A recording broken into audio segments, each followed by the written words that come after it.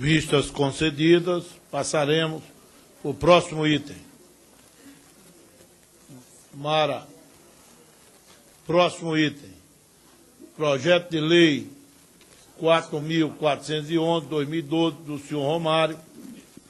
Relatora, deputada Mara Gabrilli. Passa a palavra para a relatora apresentar o seu voto. Peço licença para ler e direto no voto. Concedido. Não há como iniciar meu voto sem antes realizar alguns agradecimentos. Foi mais longe.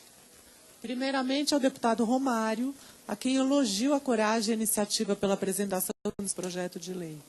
Sua luta pelo avanço da ciência e por descobertas científicas e tecnológicas com potencial de cura e melhoria na qualidade de vida de diversos pacientes demonstra que sua excelência profissional não ficou restrita aos gramados. Nosso baixinho do futebol, como carinhosamente é chamado, é hoje um grande homem na política. Meus sinceros agradecimentos também ao deputado Mandetta, o qual tendo sido presidente dessa comissão e um parceiro permanente na luta pelos direitos das minorias e pessoas com deficiência.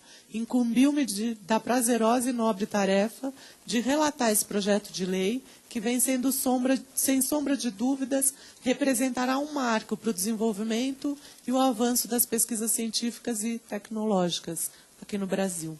Eu costumo dizer que meu compromisso com a promoção da ciência vem desde o tempo da minha reabilitação. Como muitos sabem, há pouco menos de 20 anos, eu sofri um acidente de carro, no qual, devido à quebra do meu pescoço, tornou-me uma pessoa com deficiência tetraplégica. Naquela época, eram escassos os recursos e os centros de reabilitação disponíveis no Brasil, especializados em uma lesão tão grave quanto a que tive. Em razão disso, fui aos Estados Unidos realizar minha reabilitação. Por lá fiquei meses, sendo submetida a uma série de terapias e procedimentos de alta tecnologia. Sou a prova viva de que a ciência contribui para a garantia da melhora da qualidade de vida de um paciente. Hoje, vivo saudável e ativa, como toda e qualquer pessoa sem deficiência. E graças ao acesso aos avanços científicos e tecnológicos, consegui superar uma série de desafios, entre eles o de respirar, sem o auxílio de aparelhos. Mas um fato em especial ocorrido durante minha estada no Centro de Reabilitação em Pittsburgh sensibilizou-me a assumir um compromisso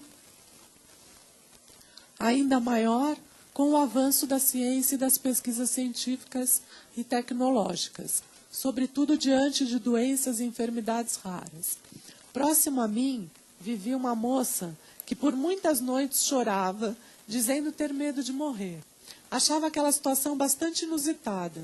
Eu estava lá em busca de mais vida e ela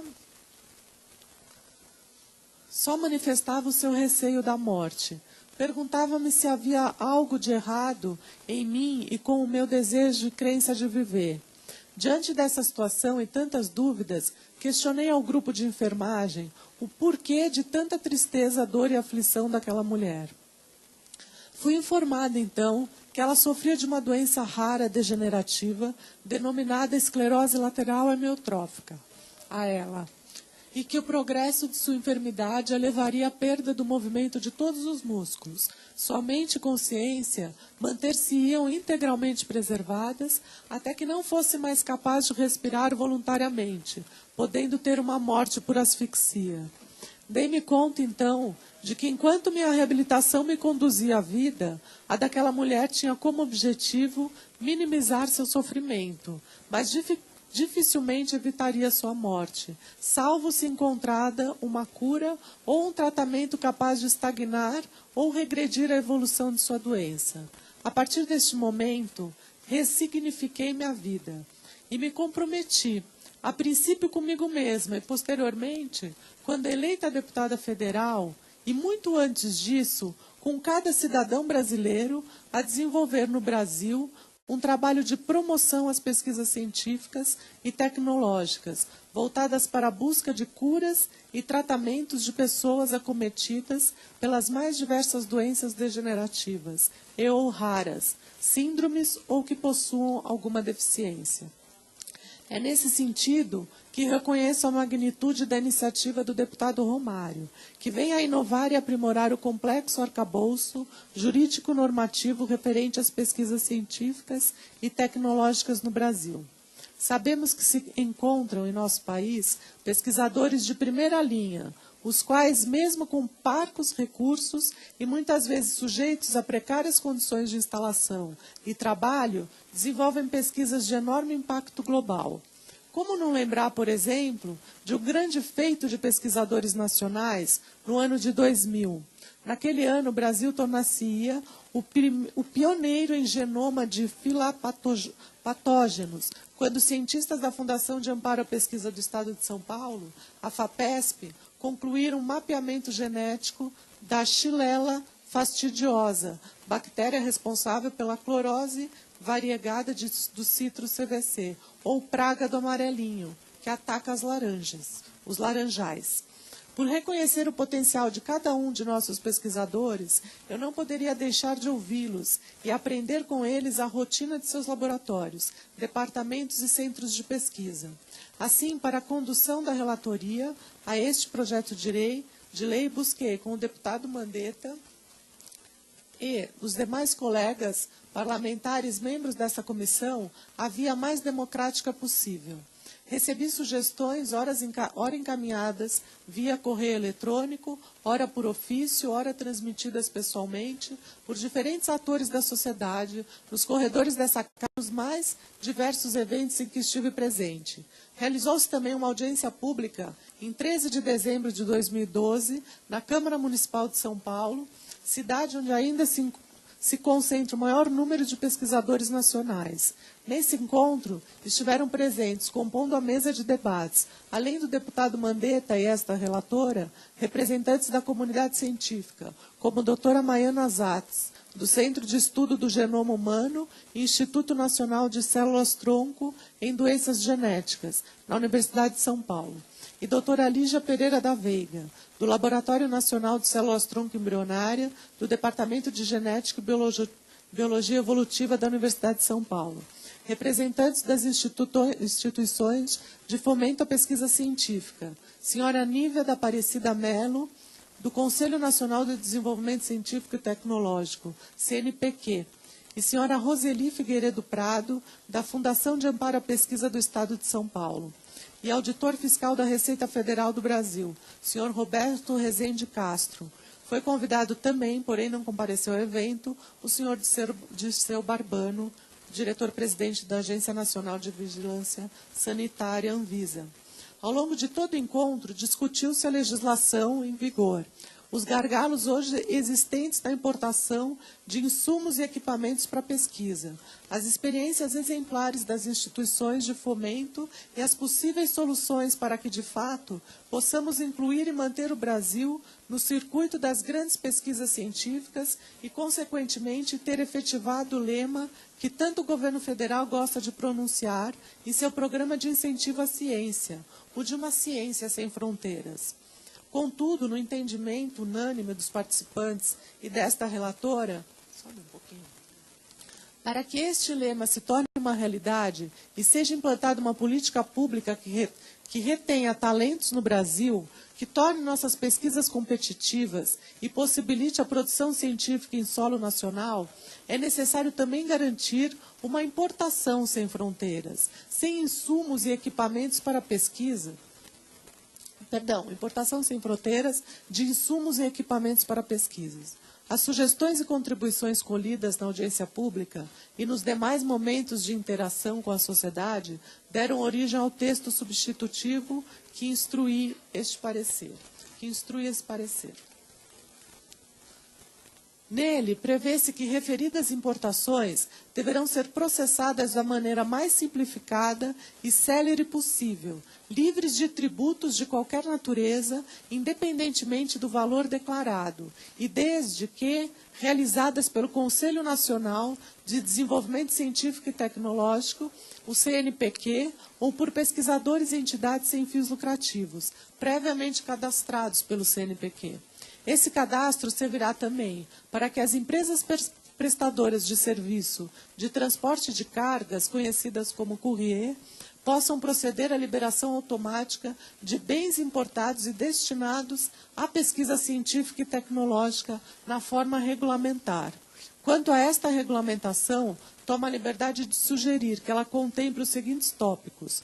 Primeiro, que a Receita Federal do Brasil inclua na declaração de importação de remessa expressa, o DIRE, o campo número de cadastro no CNPq, como importador de bens destinados à pesquisa científica e tecnológica, possibilitando o acesso ao sistema de cadastro do CNPq, de forma que este campo seja preenchido automaticamente por busca ao CPF ou CNPJ do destinatário. Segundo, que a Receita Federal do Brasil também preveja um código específico para os bens destinados à pesquisa científica e tecnológica na tabela de tipos de enquadramento tributário do sistema remessa. 3. Que exija-se do remetente ou do destinatário a comunicação à empresa prestadora de serviço de transporte de carga que os bens que são destinados à pesquisa científica e tecnológica, caso em que a mesma informará o código do bem destinado à pesquisa, de forma a garantir a liberação automática e imediata da remessa. Buscou-se também regularizar uma situação relatada por muitos participantes da audiência pública. Não é raro encontrar pesquisadores que transportam, em sua bagagem acompanhada, bens destinados à pesquisa científica e tecnológica. Deste modo, de maneira a garantir a importação legal e regular destes bens, mediante licenciamento, desembaraço aduaneiro e liberação automática, imediatos e livres de tributos de qualquer natureza, sugere-se que seja requerido ao pesquisador apresentar o termo de liberação devidamente assinado. Buscando-se evitar que a burocratização e eventual apresentação documental retarde a entrada de bens destinados à pesquisa científica e tecnológica. Atribui-se procedimento a posteriori, no prazo de, no máximo, 90 dias, a contar da liberação dos bens, conforme regulamento. Fica mantida a previsão do texto original do projeto de lei quanto à responsabilização civil e criminal do pesquisador, se comprovados danos à saúde individual ou coletiva e ao meio ambiente, decorrentes de alteração da finalidade declarada para o ingresso do material. No que tange à emenda apresentada pelo deputado Wanderlei Sirac, compreendo ser meritória sua sugestão e manifesto-me a favor de desburocratizar e facilitar a importação de insumos e outros produtos e bens destinados à pesquisa tecnológica por empresas. Todavia, a inclusão indiscriminada de toda e qualquer delas na proposição em curso muda demais o escopo inicial do projeto, podendo retardá-lo ou até inviabilizá-lo. Deve-se lembrar que o objetivo principal, tanto do autor do projeto de lei quanto desta relatora, é acelerar as pesquisas científicas e tecnológicas para doenças degenerativas e ou raras, síndromes ou deficiência, que atualmente não têm cura ou tratamento disponível e encontram-se prejudicadas pela morosidade dos procedimentos vigentes. Por este motivo, manifesto-me pela rejeição da emenda do deputado Sirac. Por todo o exposto, votamos pela aprovação do projeto de lei número 4411 de 2012, na forma do substitutivo anexo, e pela rejeição da emenda número 1 do deputado Wanderlei Sirac. Em discussão, parecer da relatora. Já estão inscritos doutor Paulo César, Mandetta, Rosinha e Carmen. Doutor Paulo César. Senhor presidente, demais colegas, da nossa Comissão de Seguridade Social, parabenizar o autor do projeto, deputado Romário, lá do nosso